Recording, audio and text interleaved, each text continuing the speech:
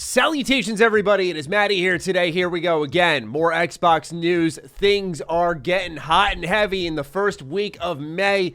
Who knows what else the rest of this month holds for us, but we're going to learn more about a brand new showcase announcement that is happening before the Xbox Bethesda game showcase hosted by Geoff Keighley. You know what that means. If you know Xbox, you know what that means. We will discuss. We also may have more Starfield leaks. We will certainly be discussing those in this video, and we're also learning more about the Xbox Cloud Gaming expansion plan on top of some drama involving some indies. So it is a jam-packed Xbox news update here today. I know we've been really pouring it on thick with the Xbox news updates, and it's probably not going to slow down. So prepare yourselves, prepare your eyes for what you're going to see in the sub feed. Subscribe if you have yet to already. Plenty of Xbox news and information coming your way. And with that, ladies and gentlemen, let's start off with this brand new showcase announcement. So it was confirmed via Twitter that the Summer Games Fest will be hosting a big live showcase on Thursday, June 9th, streaming live everywhere at 11 a.m. Pacific Time, 2 p.m. Eastern Time, 6 p.m. GMT. Geoff Keighley hosts a cross-industry showcase with announcements, reveals, and more. Kind of a cool thing here, by the way. They're also partnering up with IMAX for a in-person event that's going to be a lot crazier and cooler. So I actually thought that was an interesting little partnership there. Let's talk facts, though. We know that as much as Xbox has faith in their own brand, they love Geoff Keighley. Geoff just has that money. Geoff has that platform. Perhaps a platform bigger than Xbox feels they even have. Why are we saying that? Let's roll back the clocks to Gamescom. Xbox had a showcase right around the time that Geoff Keighley did. And so everyone was like, oh, certainly Halo Infinite's going to be here.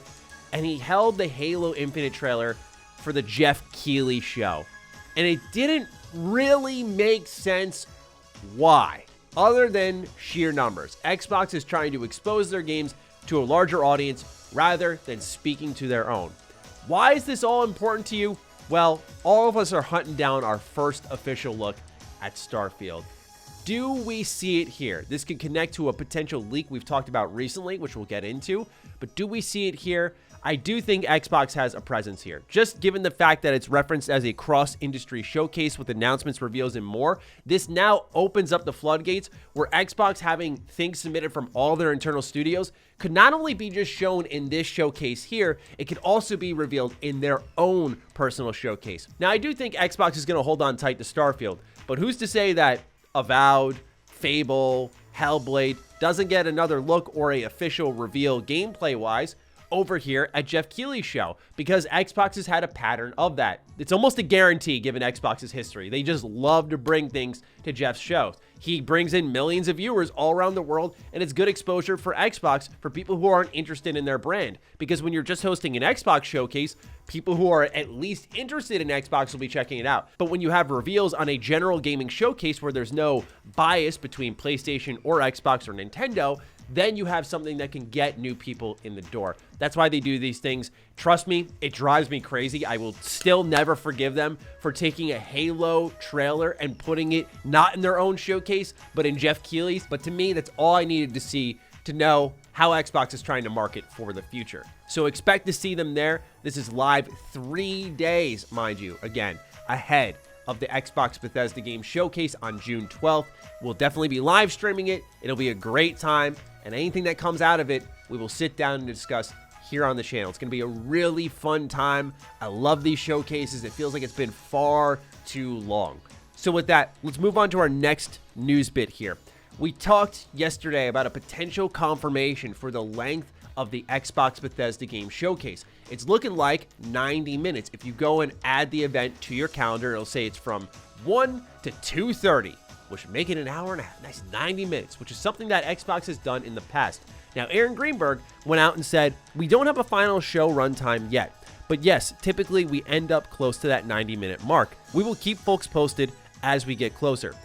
What's really interesting about this conversation is now with the Summer Games Fest in tandem, I feel like Xbox doesn't have to jam everything into this show, and you could allow for a longer, say, Starfield gameplay reveal pushing into the 20-minute area like I had speculated originally, And I think that would be a nice happy medium. Not the full half hour, but a nice 20 minutes. But then you could still show a lot of stuff at the Summer Games Fest showcase. Now, where things get really interesting, and we have a bit of a plot twist here. You remember Todd Field 12? Remember, this was the nice fella who posted a leaked Todd Howard interview clip, and it was with Geoff Keighley. So with the announcement of this Summer Games Fest, I imagine with the interview clip that we thought had leaked, and then, of course, the timing of the showcases, I went, certainly Starfield will be there. I think it's time that this is all going to happen. Here's where it gets very, very interesting, though. It's posted on Reddit that the person who leaked the Xbox Bethesda showcase date prior to the announcement comments that the event will be longer than 90 minutes. Now, as I said, Todd Field, June 12th, they posted this, quote, leaked interview, end quote, with Todd Howard about Starfield's soundtrack and more. To which you see this comment here that Todd Field is claiming that this is more than 90 minutes. Now, when I posted my theory about what would happen with the Summer Games Fest, my friend Juice had responded to me and said that interview clip is about a year old now. I don't think it's connected to the Summer Games Fest 2022. So immediately I'm like, hold up. My man knows more about what's going on than I do. So I quickly DM him. I get the what's what on everything happening here with the situation to then relay to all of you. Because originally I was saying, like, just keep your eye on Todd Field. Obviously, we want to believe the official sources more than anything, like Aaron Greenberg. But I was like, Todd Field was a leaker. I was thinking you keep your eye on because of given the fact that we had the date nailed right there. So I asked Juicehead, what happened here? Why is this interview clip older than it seems to actually be? It turns out that this was sent to him as well as a number of other content creators, not me, by the way, June 2021. And he shared with me this little Discord screenshot here saying, what is Blank trying to prove here? He sent me that behind the scenes interview with Todd's MP3, which he also posted in the general chat here. And so what Juicehead had explained to me effectively is that this person had this interview clip that he had heard back to last year, way back to last year, and they're sharing it now with this new username that effectively was a lucky guess. He's even gone out of his way to message and talk with this leaker and has said that Todd Field is a hoax. So with that, it was a lucky guess and it did make it worth buying into. But what I would do is take the calendar timing that we've already seen officially, take Aaron Greenberg's statement, run with that. Do not run with what Todd Field is saying here. And I do apologize because I did say in one of my videos, hey, this is worth monitoring. I didn't say bite on it, go all in. But hey, I'll take responsibility for my actions. Shout out to Juicehead for providing me the info to then relay to all of you because he told me he's not making a video on it. So I was like, all right, I'll let everyone know what's up with this because it started to get sent to me a lot. So I wanted to make sure we do the job properly here. Now, of course, I also had to ask where this interview clip actually came from, because for me personally, as a Todd Howard interview aficionado, I went, this does not compute. I have never heard this one before, so it's got to be out there somewhere. Can you link me? Turns out this was an interview snippet that was leaked to a unnamed YouTuber. I still don't know who it is.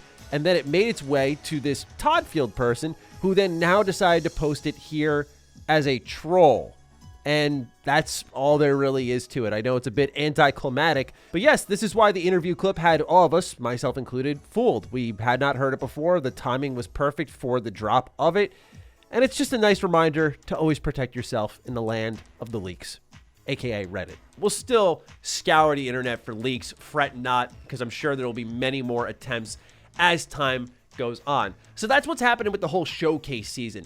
Now, we got to get into what's going on with Xbox Cloud Gaming. So today it was announced that Fortnite is going to be played through cloud gaming. It's going to circumvent the App Store. Now we got some clarification on how Xbox is involved in this, where Tom Warren writes on Twitter, Fortnite free on Xbox Cloud Gaming is part of Microsoft's Xbox Everywhere initiative, which I'm sure we're going to hear a lot more about in the coming months.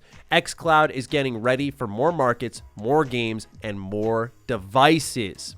Xbox Everywhere includes devices like a TV puck for Xbox Cloud Gaming, apps for TVs, and even Microsoft's original plan to let you play all Xbox games you own through the cloud. So this would not be a streaming stick. This would be, think of like an Alexa or a Dot, something along those lines there. But the idea here, more devices. You know, we have that leaked email from, speaking of which, the Epic versus Apple court case where we learned that Phil Spencer hadn't given up on bringing, say, the Xbox Everywhere plan to like Switch. So we know this will probably be step number one. The TV apps. I've talked about it ad nauseum since the beginning of last year. The TV apps gotta happen, right? The fact that you could have a smart TV with Game Pass built in, all you need is a controller. If you have good internet, you can access your entire Xbox library. That will be sick. But the ability to go beyond that, play all these games on the cloud, I definitely wouldn't be surprised if come E3 we hear a lot about this. If Xbox Everywhere is an initiative they're kind of beating in our heads, because the idea is that you can access your games everywhere. And so Xbox always likes to have a theme behind their showcase, and this theme could be, imagine every game that you see here you could play on your phone, on your smart TV, maybe your Switch, who knows if they go that far, but the idea is to put Xbox not just in the console or the PC, but other devices beyond that, and create that mindset for these crazy high-quality games. So it's getting really exciting. We're going to learn more for sure around E3 timing, I would imagine. I keep calling it E3, but like, what else do you call summer gaming time? I feel like the spirit's still got to be alive. We still call it E3 no matter what.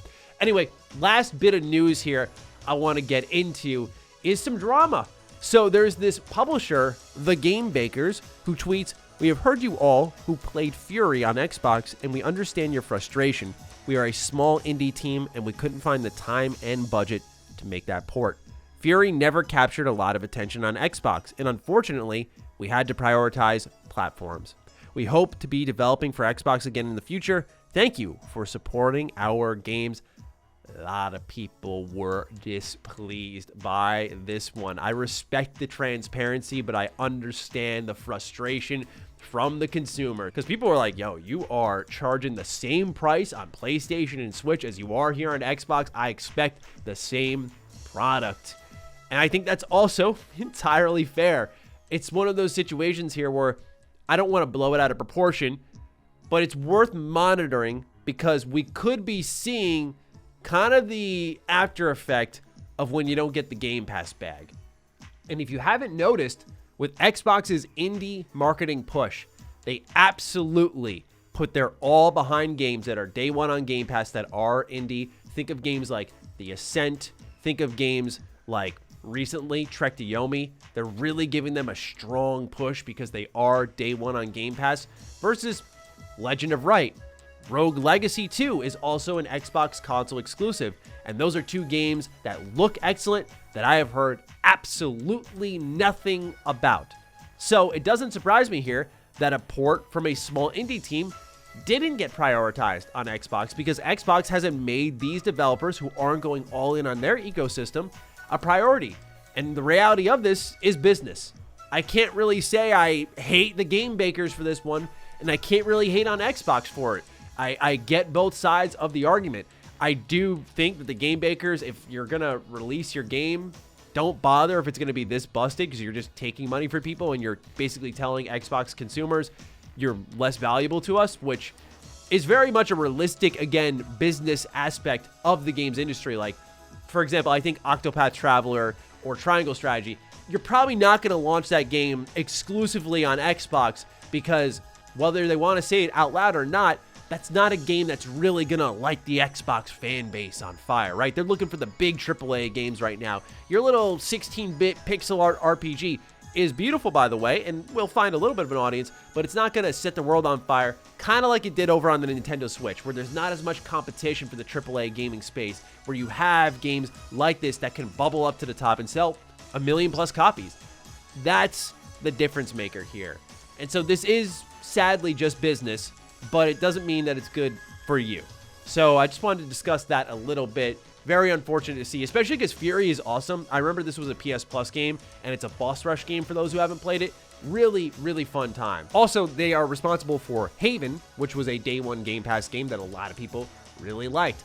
So, unfortunate to see nonetheless. But with that, ladies and gentlemen, that's everything I got for you in today's Xbox news update. So what do you think about everything I shared today, between the Starfield leaks, we'll put them in quotes, the summer showcase, what's going on with Xbox cloud gaming everywhere, as well as this indie developer? What's happening? What are you feeling? Let me know down below. Other than that, follow me on Twitter, follow me on Instagram. Those links are in the description down below. And a big thank you to all the patrons, all the members who continue to support the hell out of the content here. Stay sexy, stay active. I love you all.